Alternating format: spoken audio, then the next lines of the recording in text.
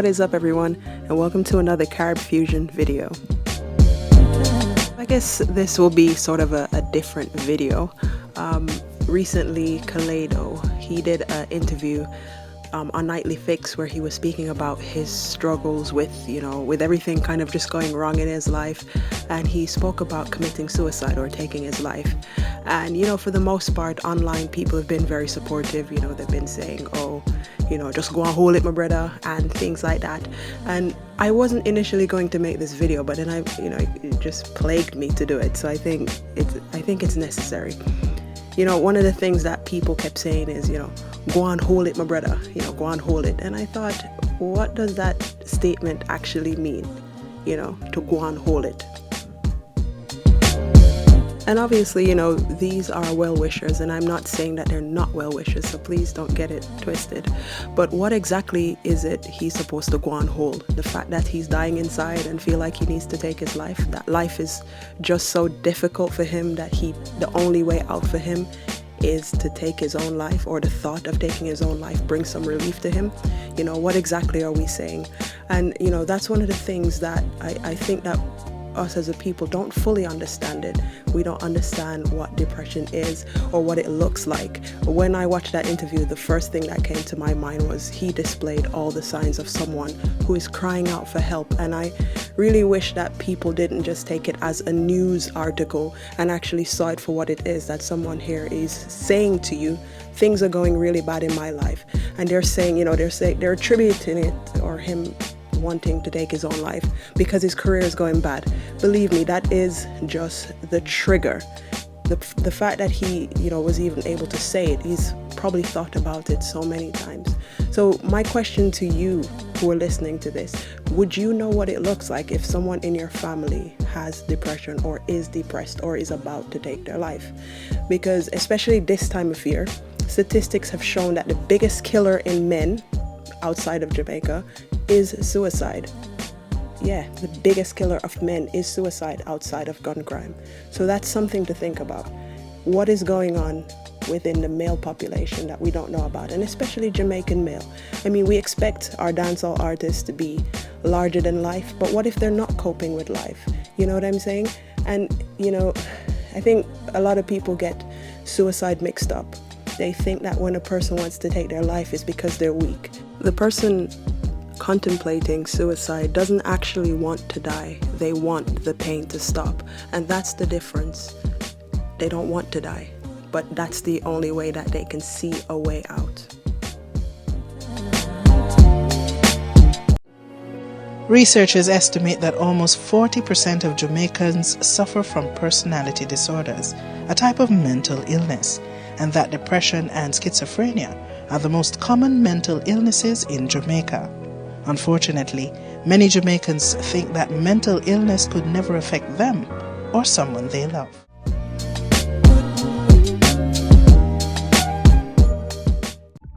A lot of young people in Jamaica suffer from depression and don't even know it. Yeah, we can't take it seriously. We're taught that it's not something that happens to black people, that's something that happens to Americans.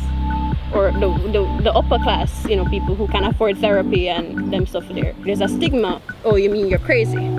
Oh, you mean you're a mad person? Oh, you mean you need some medicine for that?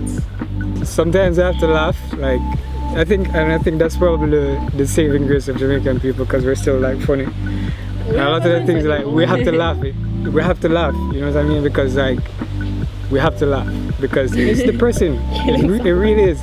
I'm not even trying to exaggerate anything. If you're living here, there are literally things that you have to pretend like they're not affecting you in order for you. If you have something that you need to do, if you have to be mentally well to do this thing, you have to pretend all these million other things that are happening don't affect you.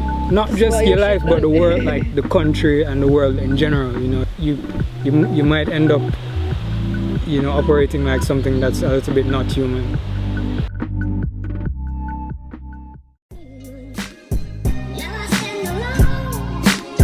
What qualifies me to speak? Well, actually, this is my bread and butter. This is what I do for work. This is what I do for study. This is what I volunteer in. I work with people who are at that point in their life.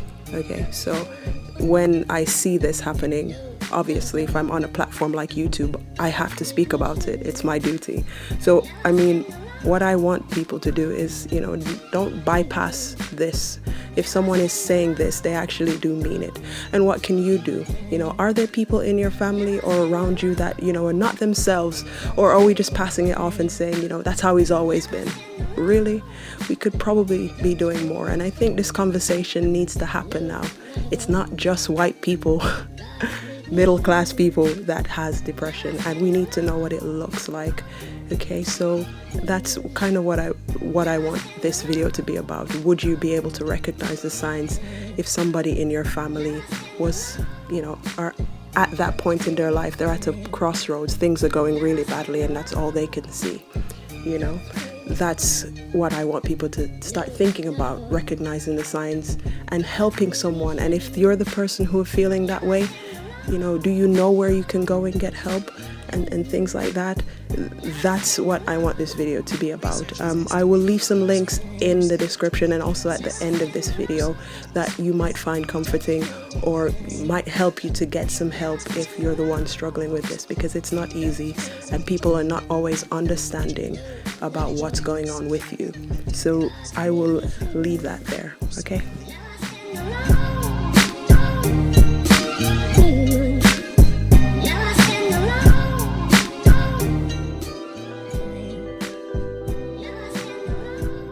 It's okay to struggle with mental health problems. It's not unique to you alone, you know.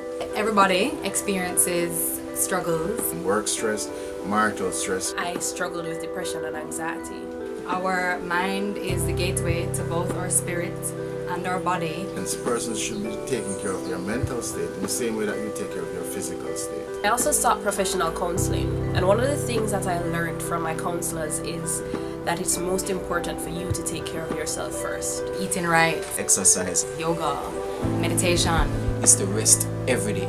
Getting some fresh air. Even if it's just a simple drive out, a simple walk out. If you're struggling with depression, You should reach out and seek a professional to help you go through these problems. You don't have to struggle alone. It's important to take care of your mental health Every day. Ready. every day. mental health